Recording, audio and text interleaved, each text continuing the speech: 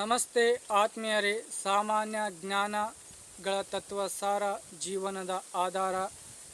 ಕಲಿಯುಗ, ಇದರಲ್ಲಿ ಎಷ್ಟೇ ಕಲಿತರೂ ನಾವು ಕಡಿಮೆನೇ.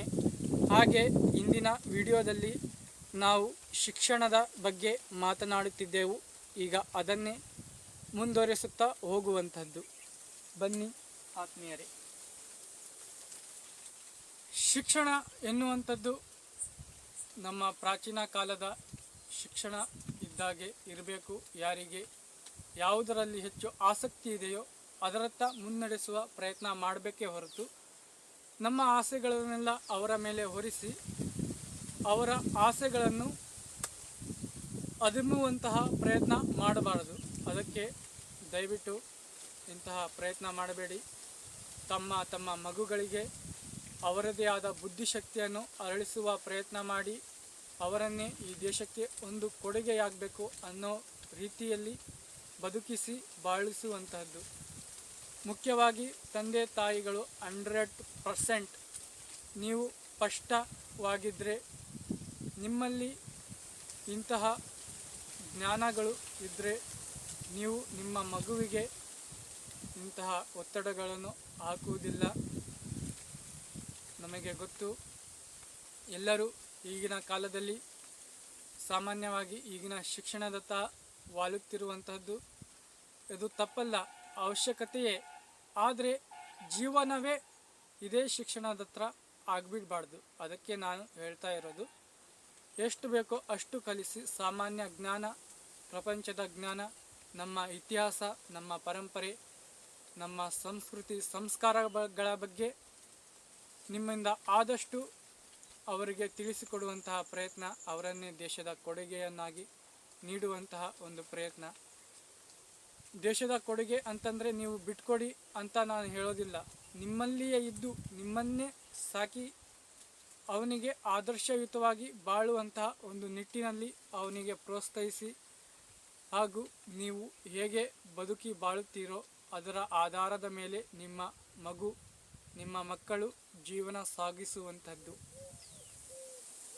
ನಾನು ನಮ್ಮ ಮಗುವಿಗೆ ಡಾಕ್ಟ್ರೋ ಇಂಜಿನಿಯರೋ ಮಾಡಬೇಕಪ್ಪ ಅಂತಿದ್ರೆ ನೀವು ಡಾಕ್ಟ್ರೋ ಇಂಜಿನಿಯರೋ ಆಗ ಮಾತ್ರ ಆ ಮಗು ನಿಮ್ಮನ್ನು ನೋಡಿ ಅದು ಕಲಿಯುವಂಥದ್ದು. ಇದೇ ಸಾಮಾನ್ಯವಾಗಿ ಪ್ರಪಂಚ ಇಂತಹದ್ದೇ ನಡೀತಿರುವಂಥದ್ದು. ಹಾಗಾದರೆ ಬಡವರ ಮಕ್ಕಳು ದೊಡ್ಡ ದೊಡ್ಡ ಅಧಿಕಾರಿಗಳು ಆಗಬಾರ್ದ? ಹಾಗೇನಿಲ್ಲ. ನಾನು ಹೇಳ್ತಾ ಇರೋದೇ ಇದೇ ಸಾಮಾನ್ಯ ಜ್ಞಾನ. ತಮಗೆ ಹೊಲ ಆಸ್ತಿ ಅನ್ನುವಂಥದ್ದು ಇದೆಯಾ? ಅಷ್ಟೇ ಸಾಕು. ನಿಮಗೆ ತಕ್ಕ ಶಿಕ್ಷಣವನ್ನು ಪಡೆದುಕೊಂಡು ನಿಮ್ಮ ಏನು ಇದೆಯೋ ಅದನ್ನೇ ನೋಡಿಕೊಂಡು ಓದೋವರಿಗೂ ಕೂಡ ನಿಮ್ಮ ಅಡಿಯಾಳಾಗಿ ಅಥವಾ ನಿಮ್ಮ ಕೆಲಸಕ್ಕೆ ಹಚ್ಚಿಕೊಂಡು ನೀವು ಜೀವನ ನಡೆಸಬಹುದು.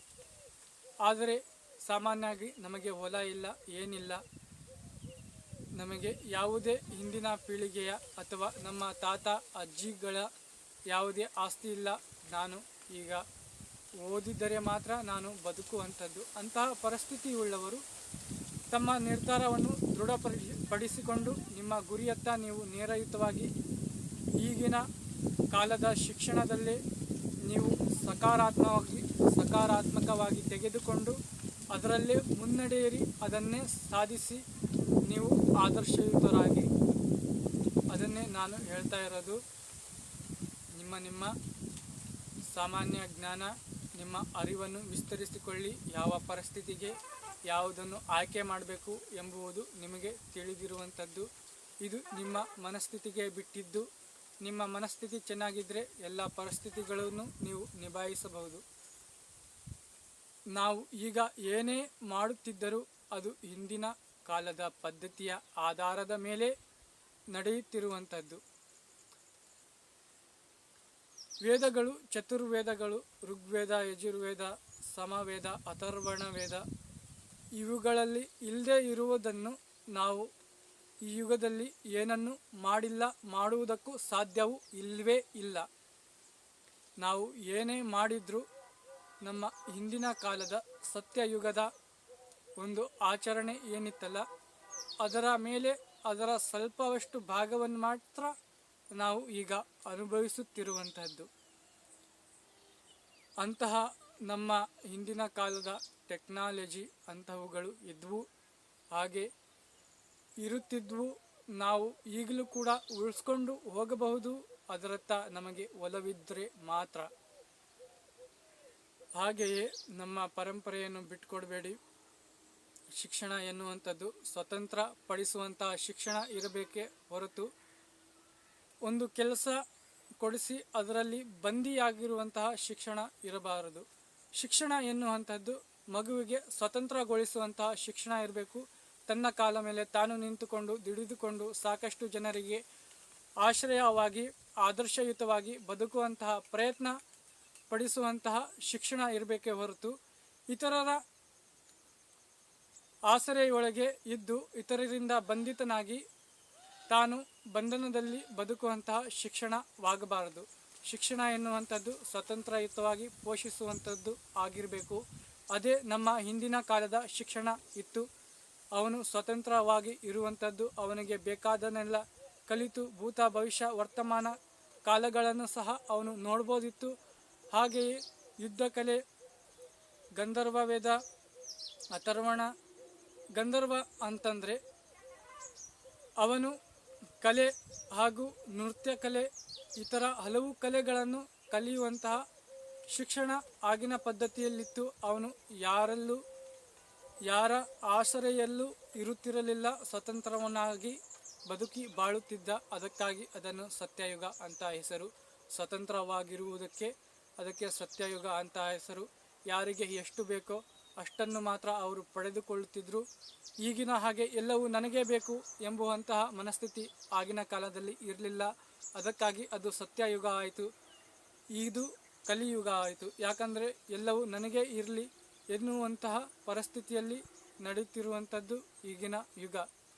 ಅದಕ್ಕೆ ಹೇಳ್ತಾ ಇರೋದು, ನಮ್ಮ ಹಿಂದಿನ ಕಾಲದ ಪರಂಪರೆಯನ್ನು ಬಿಟ್ಟುಕೊಡಬೇಡಿ. ಆ ಶಿಕ್ಷಣದ ಹತ್ರ ನೀವು ಹೆಚ್ಚು ಹೆಚ್ಚು ವಾಲಿ. ನಾವು ಕೂಡ ಸಾಧ್ಯವಾದಷ್ಟು ನಮ್ಮ ಈ ಪರಂಪರೆ, ನಮ್ಮ ಗುರುಕುಲ ಪದ್ಧತಿಯನ್ನು ಮುನ್ನಡೆಸಿಕೊಡುವಂತಹ ಪ್ರಯತ್ನ ನಾನು ಮಾಡುತ್ತೇನೆ. ಆ ಟೈಮ್ ಬರಲಿ, ನಾನು ಖಂಡಿತವಾಗಿಯೂ ಅದನ್ನು ಸ್ಥಾಪಿಸಿ ಅದರತ್ತ ಮುನ್ನಡೆಸುವ ಪ್ರಯತ್ನ ಮಾಡ್ತೇನೆ. ಹಾಗೆ ನೀವು ಕೂಡ ಮುನ್ನಡೆಯಿರಿ. ಶಿಕ್ಷಣ ಎನ್ನುವಂಥದ್ದು ಸ್ವತಂತ್ರಗೊಳಿಸುವಂಥದ್ದು ಆಗಿರಬೇಕು ಹೊರತು ಬಂದಿಗೊಳಿಸುವಂಥದ್ದು ಆಗಿರಬಾರ್ದು. ಇದನ್ನು ನೀವು ತಿಳಿದುಕೊಳ್ಳಿ.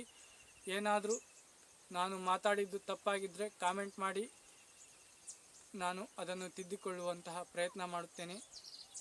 ಧನ್ಯವಾದಗಳು. ಸಾಮಾನ್ಯವಾಗಿ ನಮ್ಮ ಹಿಂದಿನ ಪದ್ಧತಿ ಶಿಕ್ಷಣಗಳು ಹೀಗೆ ಇರ್ತಿದ್ದು. ಅವನು ಸ್ವತಂತ್ರಗೊಳಿಸೋಕೆ ಅವನ ಜೀವನ ಹೇಗೆ ನಡೆಸಬೇಕು ಎಂಬುವಂತಹ ವಿಷಯಗಳನ್ನು ತಿಳಿಸ್ತಿದ್ರು. ಸ್ವತಃ ಕರ್ಮದ ಮುಖಾಂತರ ಅವರು ಮಾಡಿ ತೋರಿಸುವಂಥದ್ದು. ಒಳ್ಳೊಳ್ಳೆ ಪುಣ್ಯದ ಕರ್ಮಗಳನ್ನು ಮಾಡಿ ಸಂಪಾದಿಸಿ ಪುಣ್ಯವನ್ನು ಪ್ರಾಪ್ತಿ ಮಾಡಿಕೊಂಡು